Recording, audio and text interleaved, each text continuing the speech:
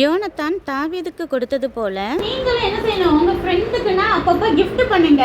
சரியா? ஒரு பர்த்டே இல்லை ஏதோ நான் ஊருக்கு போனேன், டூருக்கு போனேன் அப்படின்னு சொல்லி ஏதாவது ஒரு ஐட்டத்தை ஞாபகம் வச்சு வாங்கிட்டு வாங்க. அப்போ தான் அது வந்து ஒரு சந்தோஷமா இருக்கும். சரியா? உடனே காஸ்ட்லியாக தான் வாங்கணும்னு இல்லை.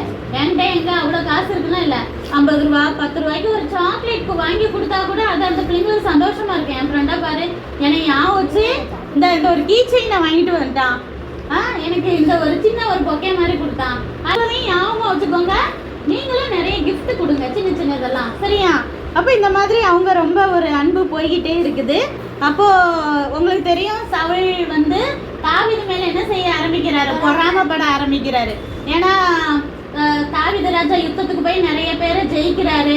உடனே அவர் புகழ்ந்து எல்லாரும் பாடுவாங்க. லேடிஸ்ல என்னது, சவுல் கொன்றது 1000, தாவீது கொன்றது 10000. 10000னா 10000 அப்படின்னு சொன்னா அவருக்கு ரொம்ப இது.